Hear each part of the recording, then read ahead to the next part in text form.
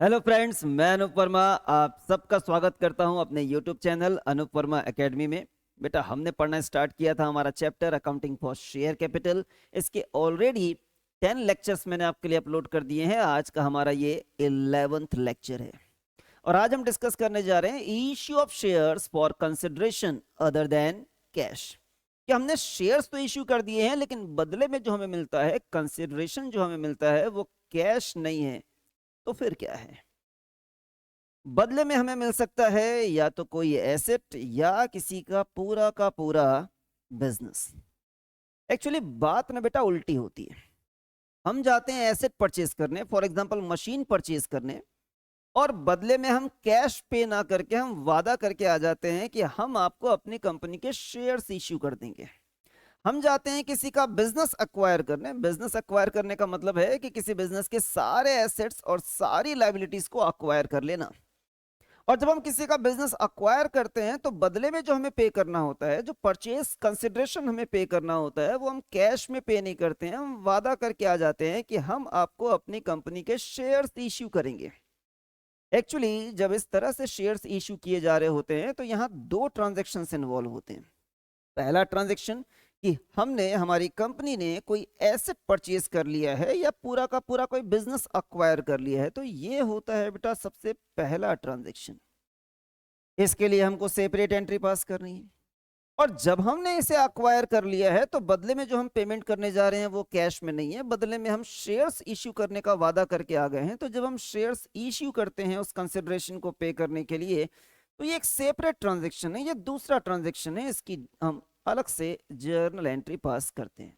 आइए दोनों के बारे में वन बाय वन डिस्कशन करते हैं कि इनकी एंट्रीज कैसे पास की जाती है। पहले हम डिस्कस कर लेते हैं परचेज की एंट्री, कि जब हम एसेट परचेज करते हैं तो क्या एंट्री पास करते हैं, और जब हम पूरा का पूरा बिजनेस परचेज कर लेते हैं तब हम क्या एंट्री पास करते हैं।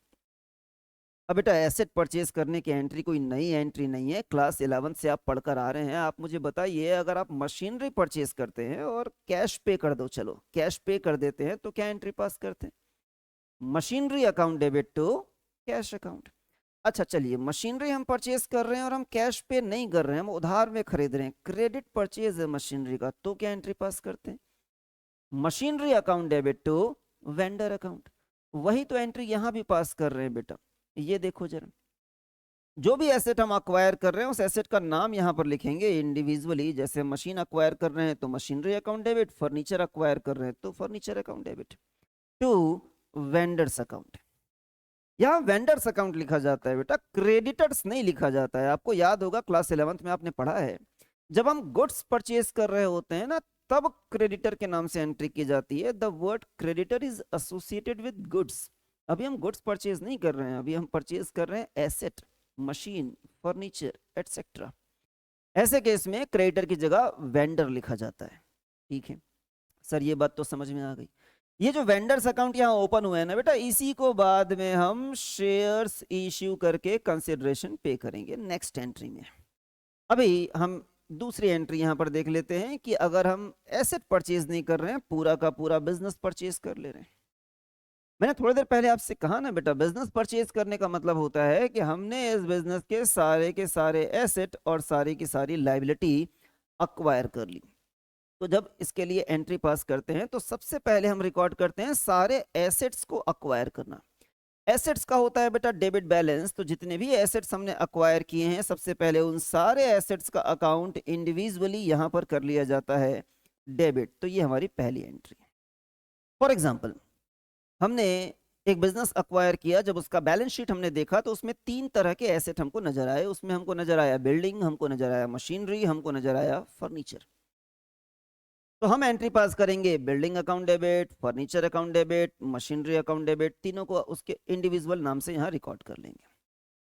दूसरी एंट्री जो है वो लाइबिलिटीज को अक्वायर करने की करनी है, कि अगर हमने बैलेंस शीट में 2 तरह की लाइबिलिटीज देखी, एक लाइबिलिटी लिखा हुआ है लोन अकाउंट के नाम से और दूसरी लाइबिलिटी लिखा हुआ है क्रेडिटर्स के नाम से, वो भी आज के बाद से हमारे हो गए। और लाइबिलिटीज का होता है बेटा क्रेडिट बैलेंस। तो हम लिखेंगे to loan account to creditors account, individually individually उनके नाम से लिखा जाता है। इस प्रकार से ये 2 एंट्री। फिर जो तीसरी एंट्री की जाती है वो है परचेज कंसिडरेशन की। कि बेटा हम सारे एसेट्स और सारी लाइबिलिटीज अक्वायर तो कर रहे हैं, बदले में हमने कितना अमाउंट आपको पे करने का वादा किया है, भले ही वो अमाउंट हम आपको शेयर्स के फॉर्म में पे करें, पर कितने में सौदा तय हुआ है, उसे हम कहते हैं परचेज कंसिडरेशन। और परचेज कंसिडरेशन की एंट्री की जाती है बेटा वेंडर्स अकाउंट के नाम से, कोई नई बात नहीं है।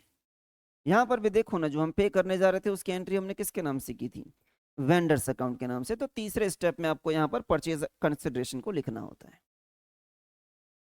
चौथे स्टेप में आपको बेटा यहाँ पर बैलेंसिंग फिगर निकालना है। बैलेंसिंग फिगर या तो डेबिट साइड में आएगा या आएगा क्रेडिट साइड में।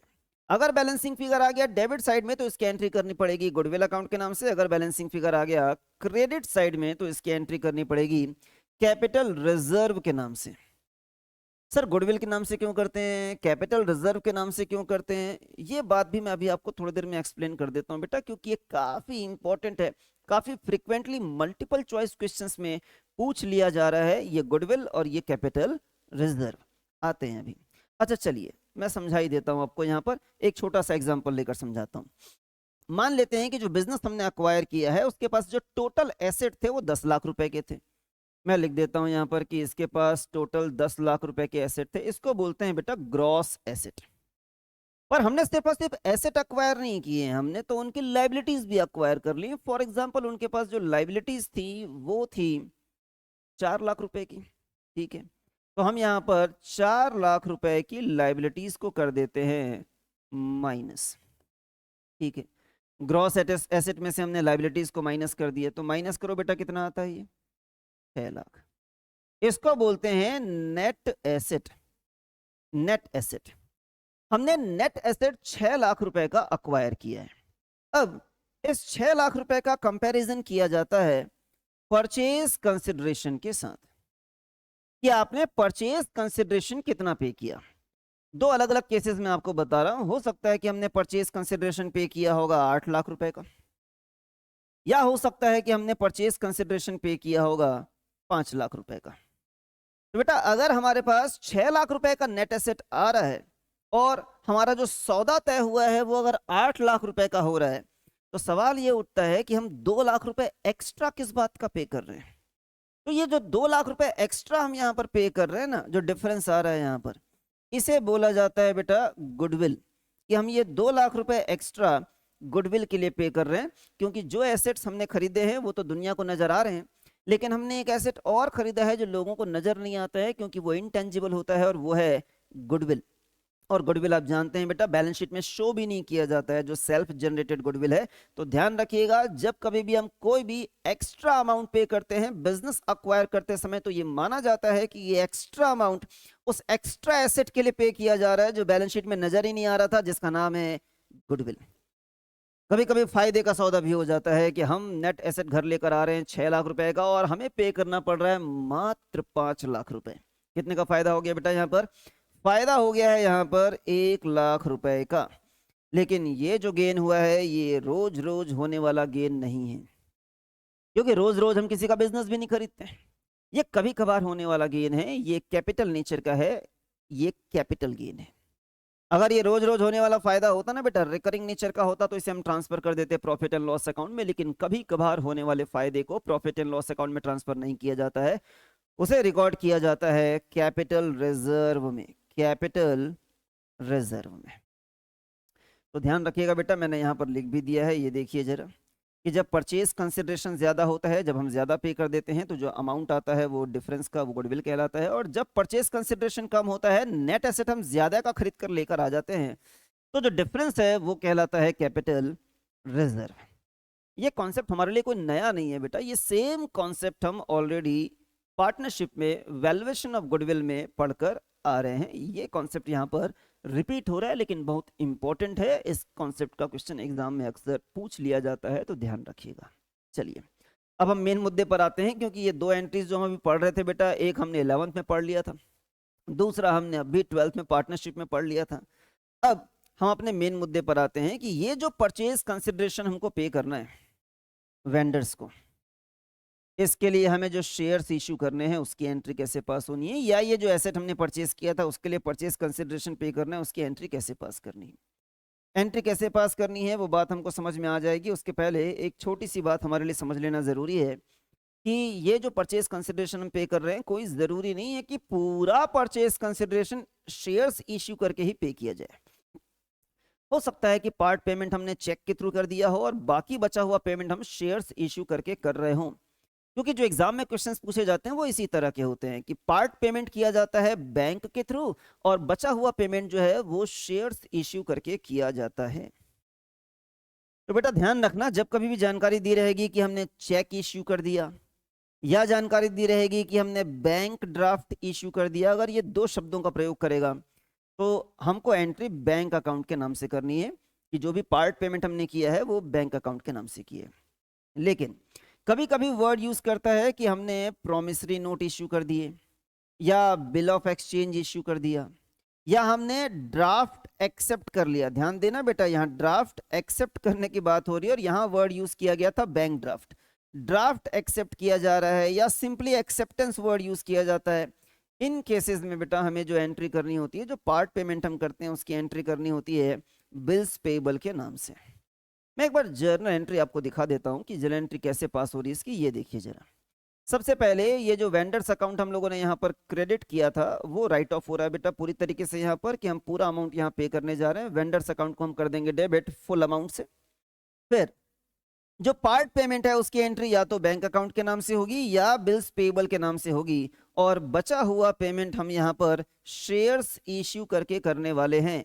तो शेयर्स इश्यू करते हैं तो एंट्री होगी शेयर कैपिटल के नाम से और अगर प्रीमियम पर हमने शेयर्स इश्यू किए हैं तो अमाउंट सिक्योरिटी प्रीमियम में भी जाएगा।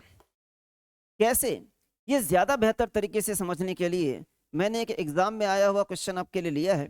आइए जल्दी से एक क्वेश्चन डिस्कस कर लेते हैं, बात आपको परफेक्शन के साथ समझ में आ जाएगी कि एंट्रीज हमें कैसे पास करनी होती है। ये क्वेश्चन 2017 में आया हुआ है, हाल फिलहाल में भी आए हुए हैं बेटा, पर ये एक क्वेश्चन मेरे हाथ लगा तो मैंने वही क्वेश्चन यहाँ डाल दिया है।